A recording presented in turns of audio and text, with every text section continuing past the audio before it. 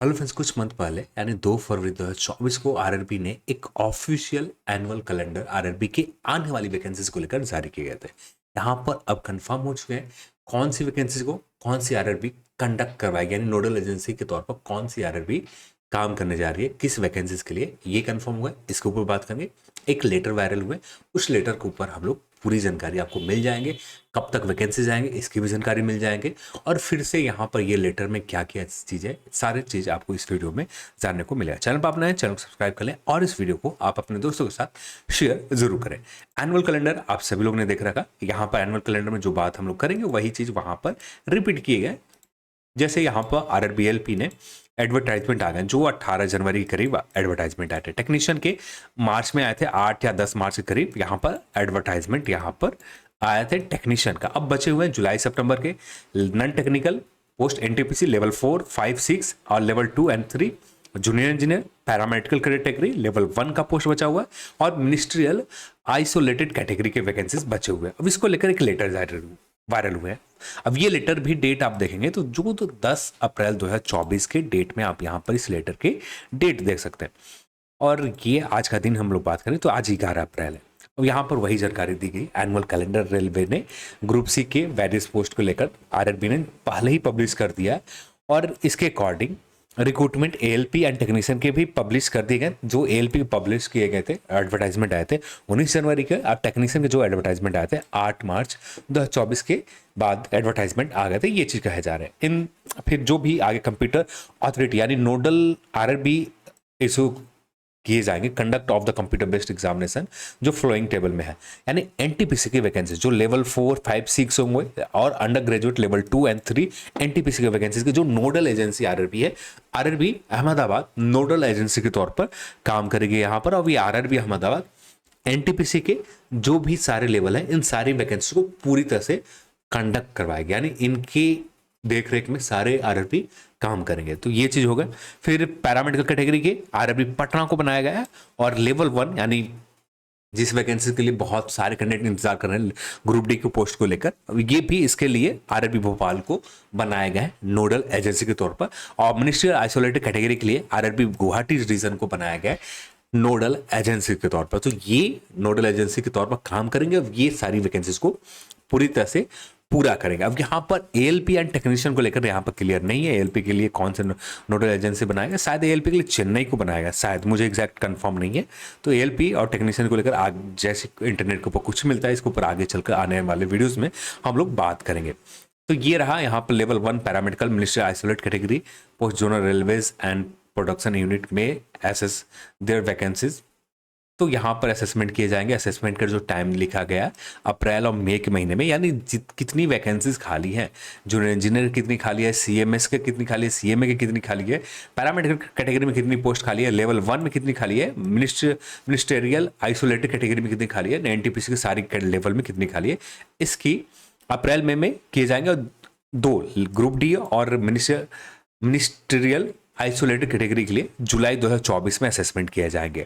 और यहाँ पर ये जितनी वैकेंसीज खाली होंगी उनमें से कितनी वैकेंसीज लाए जाएंगे, ये रेलवे आरआरबी ये जो नोडल एजेंसी है ये लोग डिसाइड करेंगे कितनी वैकेंसीज इनमें से आएंगे। हाँ, इनमें से जितनी भी वैकेंसीज खाली हो सारी नहीं आएंगे, क्योंकि आरआरबी क्या एक चीज़ क्लियर तौर पर कहना है कि अब जो भी वैकेंसीज आएंगे हर वर्ष आएंगे। जब हर वर्ष आएंगे तो छोटी छोटी वैकेंसीज करके यहाँ पर दिया जाएगा, कोई बड़ा ऐसा नंबर नहीं रहेगा। जैसे पिछली बार ग्रुप डी में 1,04,000 करीब वैकेंसी देखा था, उससे पीछे से लगभग 57 या 60,000 करीब वैकेंसीज हम लोगों ने ग्रुप डी में देखा था। इस लेवल पर नहीं रहेंगे। हाँ, 40,000 के करीब आप उम्मीद कर सकते हो ग्रुप डी। 40,000 से कम तो नहीं होना चाहिए, पर 40,000 के करीब आप ग्रुप डी की उम्मीद कर सकते हो। एनटीपीसी आप 10 से 16,000 के बीच आप उम्मीद कर सकते हो। दोनों लेवल अंडर ग्रेजुएट और ग्रेजुएट लेवल दोनों मिलाकर 10 से 16,000 के बीच में रहेंगे। ज़्यादातर उम्मीद रहेगा 16,000 के करीब रहे, पर क्या होता है आगे चलकर हमें कंफर्म पता चलेंगे। जेई के वैकेंसीज अभी करीब 6,000 के करीब खाली हैं, पर 6,000 में से ज़्यादा नहीं आएंगे, 3,000 के करीब यहाँ पर जेई की वैकेंसीज रहेंगे। 6,000 से ज़्यादा वैकेंसीज खाली हैं जेई का, पर जेई का 3,000 करीब रहेंगे।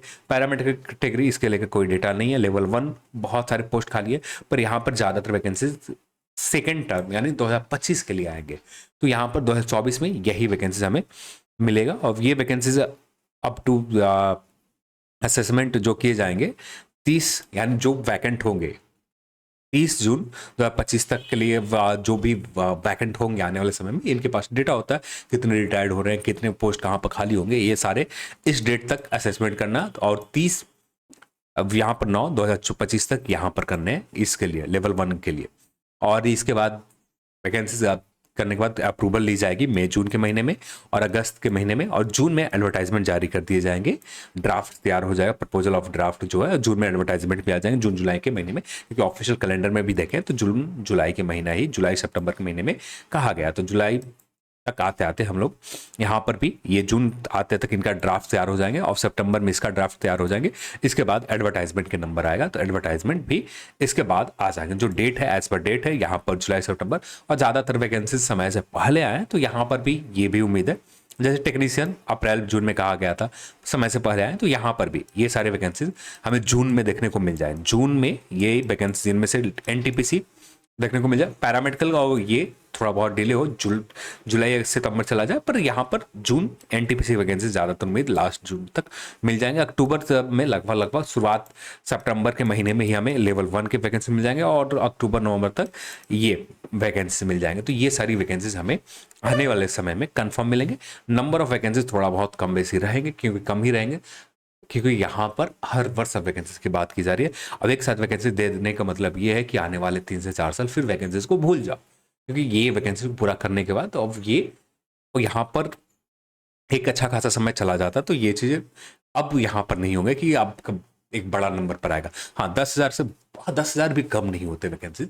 बस यहाँ पर ये किया जाए, जैसे अब भी सेपरेट आरआरबी एक कॉमन आरआरबी के तौर पर नहीं लिया जाता। सभी कैंडिडेट को, यदि आप आरआरबी भोपाल में करते हो, आरआरबी त्रिवेंद्र में किसी ने किया तो वहाँ पर कट ऑफ लोग हैं, यहाँ पर जो लोगों ने कम से कम स्कोर किया यहाँ पर सिलेक्टेड हो गए। भोपाल रीजन में आपने अप्लाई किया और यहाँ कट ऑफ हाई चले गए, तो यहाँ पर आप 89 लाने के बाद भी आपका मेरिट बनने का उम्मीद कम रहेगा, और जबकि यहाँ पर आप 60 के करीब भी स्कोर करते हो, यहाँ पर मेरिट बनने की उम्मीद कम रहेगा। ये चीज़ ना होकर सब भी कंबाइंड जोन करके एक साथ आए और उसी के साथ ही पोस्ट का अलॉटमेंट हो, पैनल का तैयार हो, जिस तरह से मेरिट बनेगा उसी के अकॉर्डिंग और उनसे प्रेफरेंस लिया जाए। 4 से 5 आप प्रेफरेंस फिल कर दो, उसी 4 से 5 प्रेफरेंस में से किसी एक जोन आपको दे दी जाएगी, तो ये ज़्यादा बेहतर रहेगा। या सारे जोन के प्रेफरेंस आप फिल करवा लो कि ये जोन आप अपने प्रेफरेंस के अकॉर्डिंग आप फिल कर दो सारे के सारे, और उसी के अकॉर्डिंग जैसा आपका मेरिट आएगा उसी के अकॉर्डिंग आपके प्रेफरेंस के अकॉर्डिंग आपको जोन सेलेक्ट कर के दे दी जाएगी। हाँ यहाँ पर बहुत हद तक उन कैंडिडेट के लिए थोड़ा सा दिक्कत होंगे जो उस सेट के आते हैं, जैसे त्रिवेंद्रम से वहाँ पर कुछ कैंडिडेट होंगे जो सीरियस होकर प्रिपरेशन हल्की फुल्की प्रिपरेशन के बाद वहाँ पर शॉर्ट लिस्टेड हो जाते हैं, उनके लिए ये ड्रॉबैक रहेगा। हाँ वहाँ पर हम ऐसा कुछ सरकार के द्वारा किया जा सकता है कि आप रीजनल आते हैं वहाँ पर एक प्रेफरेंस ऐड कर दो कि इतनी सीट रीजनल कैंडिडेट की ही फिल करवाए जाएंगे। तो ये चीज़ करके यहाँ पर भी इस प्रॉब्लम को भी सॉर्ट आउट किया जा सकता है। पर क्या होता है धीरे धीरे यहाँ पर बदलाव आएंगे, पर यहाँ पर ये बड़ा इशू है, क्योंकि आप लगातार देख रहे हो कि जोन एक साथ कलेक्टिव कट ऑफ नहीं आने की वजह से किसी जोन में कट ऑफ आप 60 पे शॉर्ट लिस्टेड हो जा रहे हैं, किसी जोन में आप 80 से 90 स्कोर करने के बाद भी फाइनल मेरिट लिस्ट की उम्मीद ना के बराबर है। तो ये चीज़ें फेयर नहीं है। हाँ आने वाले समय में इसके ऊपर रेलवे को काम करना चाहिए, जिससे यहाँ पर ये जो और जो रीजनल कैंडिडेट है जो उसी रीजन में आते हैं उनको भी एक रिजर्व कर दिया जाए कि हाँ 5% सीट आपका रिजर्व रहेंगी, जो रीजनल कैंडिडेट होगा जो उतने मेहनत करके अपने लिए अपने उस रीजन के लैंग्वेज जानते हैं, उस रीजन कैंडिडेट अपने आप वहाँ पर शॉर्ट लिस्ट होकर अपने लिए सीट कंफर्म कर लेंगे। पर बाकी पोस्ट को लेकर यहाँ पर ऐसा करना चाहिए, देखते हैं क्या होता है आगे चलकर। तो ये सारे नोटिस है और आज की इस वीडियो में इतना ही, और इस वीडियो को देखने के लिए आप सभी को बहुत बहुत धन्यवाद।